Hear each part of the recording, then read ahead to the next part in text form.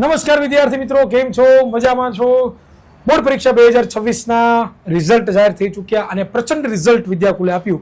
અને આ પ્રચંડ રિઝલ્ટ આપવા પાછળ જેનો સિંહ ફાળો છે એવા અમારા આરુષીબેન કડિયા, કે જેઓ અમને આજે મળવા માટે નથી આવ્યા, પણ અમે એને મળવા માટે આવ્યા છીએ, બરોબર. અને એમનું ઇન્ટરવ્યુ લેવા માટે આજે અમે આવ્યા છીએ. આજે એ થોડીક એના વિશે થોડીક વાત કરું તો 3 વિષયો, બ્રહ્મા, વિષ્ણુ અને મહેશ વિશે જેને કહેવાય, ગણિત, વિજ્ઞાન અને સામાજિક વિજ્ઞાન, જેમાં 100 માંથી 100 લાવ્યા છે, બરોબર. 99.92 PR છે. બીજી વસ્તુ કે સ્કૂલમાં ફર્સ્ટ છે. ત્રીજી વસ્તુ તાલુકામાં ફર્સ્ટ છે. ચોથી વસ્તુ જિલ્લામાં થર્ડ છે. અને સૌથી મોટી વસ્તુ કે રાજ્યની અંદર 8મો રેન્ક પ્રાપ્ત કર્યો છે. આવું ખતરનાક રિઝલ્ટ આ બેન લાવ્યા છે, અમારા આરુષીબેન, કે જેઓ વિદ્યાકુલ સાથે જોડાયા હતા ડે 1 થી અને જબરદસ્ત રિઝલ્ટ લાવ્યા હતા. એમની સ્કૂલ અને વિદ્યાકુલ આ બંનેનો ખૂબ જ રણફારો રહ્યો છે આના રિઝલ્ટ માટે. તો આજે આપણે ભેગા થયા છીએ કે આરુષીબેન પાસેથી જાણવાનું છે કે કેવી રીતે તૈયારી કરતા, કેવી રીતે બેસ્ટ રિઝલ્ટ એને લાવ્યા, કયા વિષયમાં કેવી તૈયારી કરી અને અપ્સ એન્ડ ડાઉન્સ આવ્યા, તો ત્યારે એને શું કઈ રીતે મદદરૂપ કર્યા, પરીક્ષા સમયની શું સ્ટ્રેટેજી હતી, આ દરેક વસ્તુ તમને જાણવા મળશે. તો અંત સુધી જોજો, વિડીયોને લાઈક કરજો, ચેનલને સબસ્ક્રાઇબ કરજો નથી કરી તો દીકરા, પહેલો જ મારો તને સવાલ છે કે આટલું સારું પરિણામ તારું આવ્યું, મેં તારું ઇન્ટ્રોડક્શન મેચ કરી દીધું, બરોબર. તો ડે 1 થી શું નક્કી કરીને બેઠી હતી કે મારા રિઝલ્ટ લાવવું છે? હા, ડે 1 થી મારું નક્કી હતું કે મારે ટોપર બનવું છે અને એક વખત આ વિદ્યાકુલની ટીમને મળવું છે. એટલે ગોલ ફિક્સ. મેં તમને કીધું ફર્સ્ટ કે કોઈ પણ ટોપરને તમે મળો, તમે ઘણા બધા ઇન્ટરવ્યુ જોયા હશે, એનું એક તમને રીઝન જોવા મળે કે અમારે ટોપર બનવું છે. એ પહેલેથી મગજમાં ફિટ કરીને હાલતા હતા, બરોબર ને. અને ખબર છે ગોલ નક્કી હોય તો મંજિલ આપોઆપ મળી જાય છે. અને બીજી પણ ગોલ નક્કી કર્યો હતો કે આ સાહેબ અમારા ઘરે આવે ઇન્ટરવ્યુ લેવા માટે, એને સાર્થક કર્યું છે. અને એ બદલ એ ખૂબ આજે ખુશીની લાગણી અનુભવે છે. કેમેરાની હમણાં ઓફ થશે પછી અમે દરેક વાતચીત કરી, અમને ખબર પડી. દીકરા, આ રિઝલ્ટ આવ્યું ત્યારે જ્યારે તું જોતી હતી પહેલી વખત, તો ત્યારે તારો શું પ્રતિભાવ હતો, તારા મમ્મી પપ્પાનો શું પ્રતિભાવ હતો, રિએક્શન શું હતા? રિઝલ્ટ તો અમે આવીએ એના પહેલા બધા જોઈ લીધું હતું, પણ અમે આવ્યા એટલે બહુ ખુશી થઈ. રિઝલ્ટ એવું હતું નહીં કે આટલા સારા ટકા આવી જશે. એટલે જો તમે ખુશ થવું બહુ જરૂરી છે. અને ખુશ થયા છે શું કામ? તો કે મહેનત કરી છે, બરોબર ને. ડે 1 થી મહેનત કરો ને તો આ એક દિવસ માટે તમે સારામાં સારી રીતે ખુશ થઈ શકો. બાકી ડે 1 થી મહેનત ના કરો તો આ એક દિવસ નહીં પણ આખી જીવન માટે દુઃખી થઈ જાઓ. આમાં કાંઈ કહેવાપણું છે નહીં.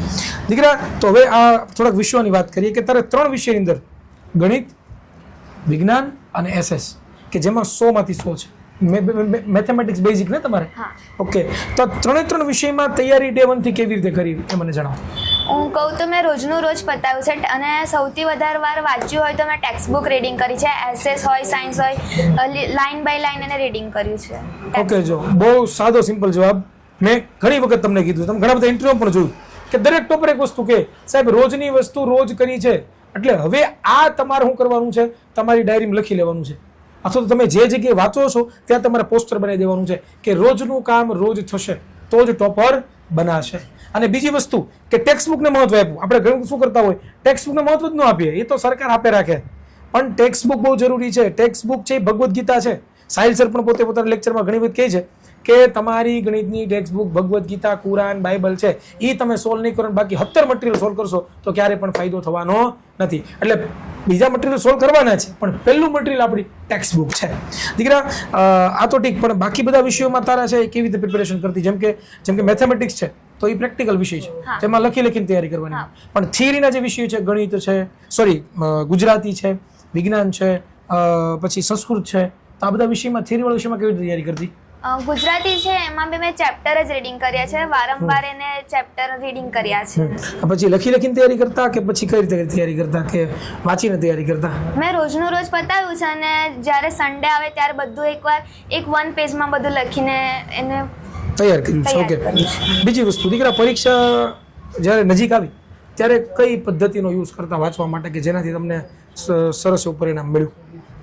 મેં લખીને થોડુંક તૈયાર કર્યું છે અને રિવિઝન લખ્યું છે અને સૌથી વધારે મેં પેપર સોલ્વ કર્યા છે. જો બીજી વસ્તુ કે પરીક્ષા સમયે એને કઈ સ્ટ્રેટેજીનું પાલન કર્યું? લખીને તૈયારી કરવાનું કર્યું. શું કામ? તો કે જેટલું લખશો, જેટલું પેન એન્ડ કોપી ઉપાડશો એટલો ફાયદો થશે તમને. અને બીજી વસ્તુ શું કીધી? પેપર સોલ્વ કર્યા છે. કે ભાઈ તૈયારી તો થઈ ગઈ, જબરદસ્ત રિઝલ્ટ આવ્યું, જોરદાર આમ ડંકાની ચોટ ઉપર તૈયારી થઈ ગઈ ને હવે અમારે છે એ જાણવું છે કેવી રીતે હું સારું રિઝલ્ટ લાવી શકું. તો પહેલું છે પેપર પ્રેક્ટિસ, બરોબર ને. કોઈ ક્રિકેટર હોય ને દીકરાઓ, તો ક્રિકેટર શું કરે, ડાયરેક્ટ મને ક્રિકેટ આવડે ડાયરેક્ટ મને મેદાનમાં ઉતારી દે નહીં, ક્યારેય ન ઉતારે. કેમ? એ પહેલાં પ્રેક્ટિસ કરે, જેમ નેટ પ્રેક્ટિસ આપણે કહીએ છીએ એમ આ પેપર લખીએ ને તો એની પ્રેક્ટિસ થાય. અને એ બેને પ્રેક્ટિસ કરી અને આજે જબરદસ્ત છે રિઝલ્ટ પોતે પ્રાપ્ત કર્યું, ઝળહળતું રિઝલ્ટ પોતે પ્રાપ્ત કર્યા. બીજું આમ જોવા જઈએ તો નવાઈની વાત એ છે કે અહીંયા આવ્યો તમને સરપ્રાઈઝ મળી. આ બેન છે બરોબર, પણ એમના ભાઈ ધ્યાનભાઈ બરોબર, એ ધ્યાનભાઈ પણ 10મા ધોરણની અંદર ટોપર બેચમાં જોડાયેલ વિદ્યાર્થી હતા અને એમણે સજેશન આપ્યું હતું ટોપર બેચમાં જોડાવું બરોબર. એટલે આપણી સાથે ધ્યાનભાઈ પણ છે કે જેઓ હાલ હમણાં 12 સાયન્સની પરીક્ષા આપીને 12 સાયન્સના પણ પોતે ટોપર બેચમાં હતા, 12 સાયન્સમાં પણ હતા, યુટ્યુબમાં લેક્ચરો જોતા. ઓકે ઓકે ઓકે, અરે કોઈ વાંધો નહીં. પણ એ 10મા ધોરણના હતા ને એને સજેશન કર્યું 10મા ધોરણમાં તારે જો સારા માર્ક લેવા હોય ટોપર બેચમાં નતો પણ YouTube પરથી મેં વિદ્યાકુલના વિડિયોઝ દેખ્યા. બરોબર બરોબર.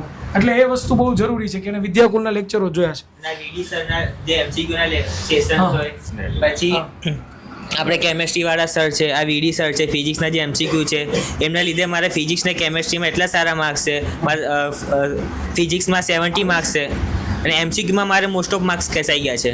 ઓકે, ધીરે તારી સિસ્ટરને સજેશન આપ્યું વિદ્યાકુલનું બરોબર. સજેશન આપવા પાછળનું કારણ થોડું તું જોડાયેલો હતો બરોબર, પણ તને બેસ્ટ લાગ્યું ત્યારે તે કીધું છે ને, તો તને શું બેસ્ટ લાગ્યું જરા કે વિદ્યાકુલ વિશે? વિદ્યાકુલ વિશે એ બેસ્ટ લાગ્યું કે રોજના રોજ લેક્ચર સેશન કરે છે, પછી તેમને DPP આપે છે, અમે DPP પણ એટલી સરસ હોય છે અને પછી તે દર સન્ડે ટેસ્ટ કન્ડક્ટ કરે, જેટલા ચેપ્ટર્સ ચલાવે. અને બેનિફિટ તો કે આપણે જ્યારે સ્કૂલવાળા પણ બેસ્ટ જ આપે છે અમારે ત્યાં, પણ બેનિફિટ એટલું હોય છે કે આપણે જ્યારે પણ કોઈ ચેપ્ટર્સ આપણને ના ખબર પડતી હોય, ક્વેશ્ચન ના ખબર પડતા, આપણે રાત્રે 3 વાગે બી એ લેક્ચર રેકોર્ડિંગ ખોલીને જોઈ શકીએ છીએ. 100%.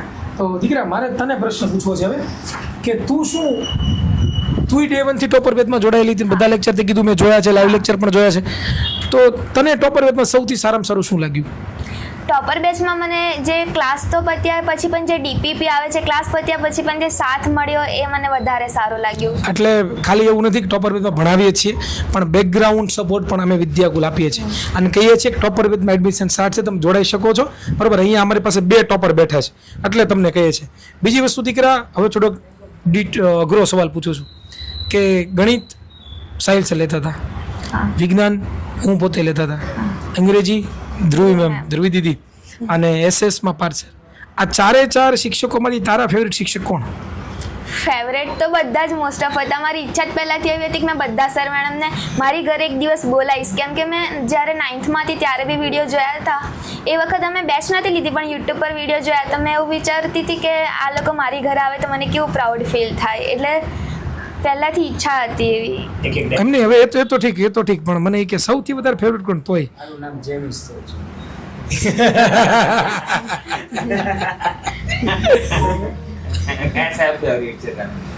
મારું નામ બોલતી કોઈ આ છે ને અગ્નિ પરીક્ષા છે વિદ્યાર્થીની.